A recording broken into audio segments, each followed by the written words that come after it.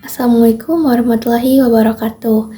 Perkenalkan, nama saya Erna Salimatus Hadiah dengan NPM 242151111088. Saya dari kelas 2024C. Nah, adapun tujuan saya membuat video ini yaitu untuk memenuhi salah satu tugas mata kuliah kepramukaan yang diampu oleh Bapak Dedi Nurjamil. Nah, pada video kali ini saya akan membahas beberapa aspek penting dalam kepramukaan, yaitu tentang pembagian kelompok, asas dan lambang pramuka, fungsi dan peranan kepramukaan dalam pendidikan bangsa, prinsip dasar, dan metode kepramukaan, serta organisasi gerakan pramuka dan juga ADRT. Langsung saja ke videonya. Nah, pembahasan yang pertama yaitu tentang pembagian kelompok dalam kepramukaan. Nah, jadi dalam kepramukaan, pembagian kelompok ini tuh merupakan suatu proses pengelompokan anggota ke dalam unit-unit kecil seperti regu atau sanggar. Nah, apa sih tujuannya?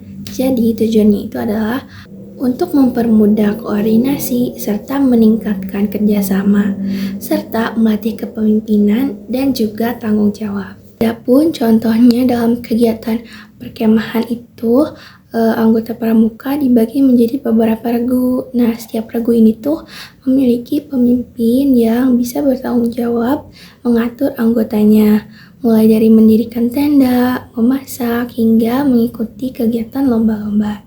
Nah, dengan adanya pembagian kelompok ini, setiap anggota dapat berperan aktif dan juga belajar bekerja sama. Nah, menurut saya, pembagian kelompok ini tuh sangat penting dalam gerakan pramuka karena mampu melatih kemandirian serta meningkatkan kesolidaritasan, juga mengembangkan kemampuan sosial setiap anggotanya. Pembahasan kedua yaitu asas dan lambang pramuka. Nah, asas kepramukaan ini merupakan dasar ataupun landasan dalam menjalankan kegiatan pramuka, yaitu berlandaskan Pancasila. Sedangkan lambang pramuka itu adalah tunas kelapa. Nah, tunas kelapa ini memiliki makna yang sangat mendalam, di antaranya dapat tumbuh di mana saja, memiliki daya tahan yang kuat, dan seluruh bagiannya itu dapat dimanfaatkan bagi kehidupan. Nah, hal ini tuh mencerminkan harapan agar anggota pramuka itu menjadi pribadi yang tangguh, mandiri, dan berguna bagi masyarakat.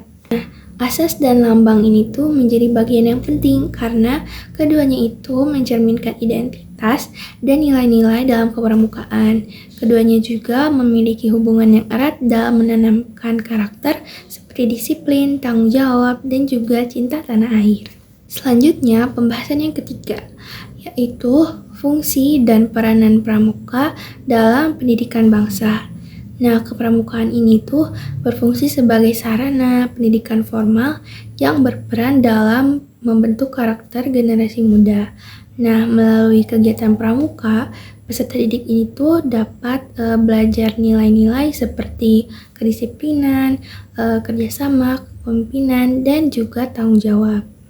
Dalam pendidikan bangsa, pramuka ini tuh berperan sebagai pelengkap pendidikan formal. Nah, kegiatan pramuka ini tuh memberikan pengalaman langsung yang tidak selalu didapatkan di dalam kelas, seperti kegiatan alam terbuka dan juga keterampilan hidup. Di era digital saat ini, peran pramuka ini tuh dapat ditingkatkan dengan memanfaatkan teknologi seperti menggunakan media digital dalam pembelajaran dan juga komunikasi. Nah, hal ini tuh bertujuan agar pramuka tetap relevan dan menarik bagi generasi muda. Contohnya juga seperti video yang saya buat ini. Selanjutnya, pembahasan keempat, yaitu prinsip dasar, metode kepramukaan, dan juga sistem AMONG. Nah, prinsip dasar kepramukaan ini merupakan nilai-nilai utama yang menjadi pedoman seperti ketuhanan dan ketakwaan kepada Tuhan Yang Maha Esa, kepedulian terhadap sesama, serta cinta alam dan juga tanah air. Nah, metode kepramukaan itu adalah cara yang digunakan dalam proses pembelajaran, seperti belajar sambil melakukan kegiatan berkelompok, serta pemberian tanda kecakapan. Sementara itu, sistem Among merupakan sistem pembinaan yang menekankan keteladanan dengan prinsip Ingarso Sung Tolodo, Ing Madyo Mangun Karso, dan Tutwuri Handayani, yang artinya Ingarso Sung Toloda, yaitu di depan memberi teladan. Jadi saat menjadi pemimpin ataupun guru, nah seseorang ini tuh harus menjadi panutan ataupun contoh yang baik bagi lingkungan sekitarnya. Lalu Ing Madya Mangun Karsa, yaitu di tengah membangun semangat ataupun kemauan. Jadi pendidik itu harus berada di tengah-tengah peserta didik untuk membangkitkan motivasi, ide, dan juga semangat untuk berkarya serta belajar. Yang terakhir, Tutwuri Handayani, di belakang memberikan dorongan. Nah, jadi pendidik itu harus memberikan dorongan, arahan, dan kepercayaan kepada siswa untuk maju serta mandiri. Ketiga hal ini menjadi fondasi utama dalam kepramukaan karena mampu membentuk karakter anggota secara menyeluruh. Oleh karena itu, penting untuk memahami dan menerapkannya dalam setiap kegiatan pramuka. Selanjutnya, pembahasan yang terakhir, yaitu pembahasan yang kelima, organisasi gerakan pramuka dan ADART. Nah, gerakan pramuka itu adalah struktur organisasi yang teratur, mulai dari tingkat nasional hingga gugus depan di sekolah. Struktur ini tuh bertujuan agar setiap kegiatan ini tuh dapat berjalan dengan tertib dan juga terarah. Sedangkan ADART, yaitu AD itu adalah anggaran dasar dan ART itu adalah anggaran rumah tangga. Jadi ADART itu adalah merupakan pedoman resmi dalam organisasi pramuka.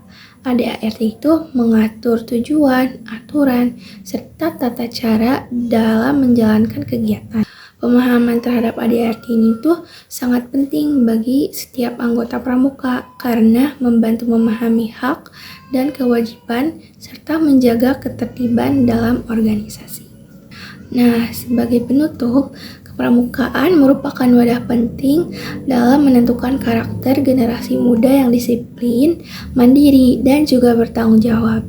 Melalui berbagai kegiatan yang terstruktur, bermakna, pramuka ini tuh mampu memberikan pengalaman belajar yang tidak hanya teoritis, tetapi juga praktis dalam kehidupan sehari-hari. Nah, dengan pemahaman konsep-konsep dasar dalam pramuka, diharapkan kita itu dapat mengimplementasikannya secara baik dalam kehidupan maupun dalam kegiatan pendidikan. Sekian yang dapat saya sampaikan. Mohon maaf apabila terdapat kesalahan. Wassalamualaikum warahmatullahi wabarakatuh. Terima kasih.